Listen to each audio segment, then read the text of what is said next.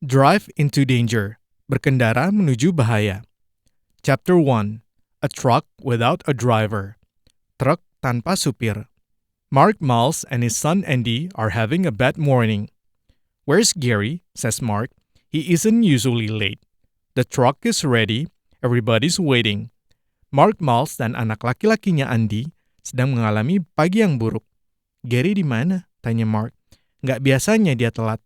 Truknya udah siap. Semua orang juga udah nungguin." Then Gary Slater comes to the office. "He is ill. I've got a bad arm, Mr. Miles," says Gary. "I'm very sorry, but I can't drive today." Tidak lama kemudian, Gary Slater datang ke kantor. Dia sakit. "Tangan saya sakit, Pak Miles," kata Gary. "Saya minta maaf, hari ini saya nggak bisa nyupir." Just then, Kim Parker arrives. She is a student. Her father is one of Mark's drivers.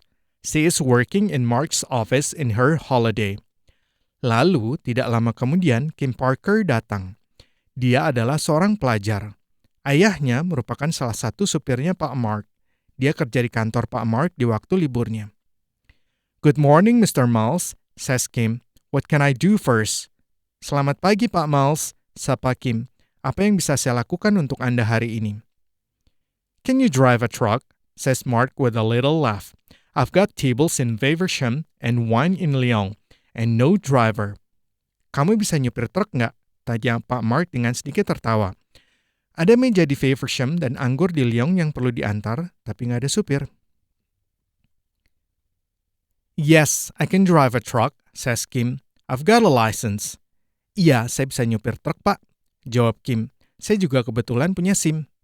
"Wonderful," says Mark. He's looking happier. "Have you got a passport?" "Bagus," ujar Pak Mark. Dia terlihat bahagia. "Kamu punya paspor nggak?" "Of course, it's at home." Suddenly, Mark is much happier. "Iya, saya punya, Pak. Ada di rumah pasportnya." Mendadak muka Pak Mark menjadi terlihat lebih bahagia lagi. "Okay, can you take a truck to France? Here is some French money and these are all the papers. Read them carefully." "Oke, kamu bisa bawa truk ke Prancis nggak? Ini saya ada uang Prancis dan ini semua surat-surat yang dibutuhin. Coba kamu baca dengan teliti." "Can I go too, Dad?" asks Andy. "I can't drive a truck, but I can drive a car and read a map, and I can speak French. Perhaps I can help Kim." "Aku juga bisa ikut nggak ya?" tanya Andy. "Aku emang nggak bisa nyupir truk sih, tapi aku bisa nyupir mobil dan aku juga bisa baca peta. Terus aku juga bisa bahasa Prancis. Mungkin aku bisa ngebantuin Kim." "And you want to go to France, I know. Okay, you two, run home and get your passports, your overnight bags, and some sandwiches.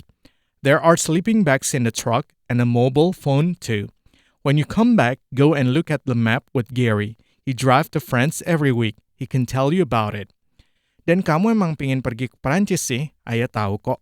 "Oke deh, sekarang kalian ke rumah, terus ambil paspor kalian, siapin koper dan bawa makanan. Di truk ada kantong tidur buat kalian tidur dan ada HP juga. Nanti saat kalian kembali ke sini, coba kalian lihat petanya bareng sama Gary. Dia itu tiap minggu ke Perancis, jadi dia bisa ngasih tahu kalian mengenai rute-rutenya."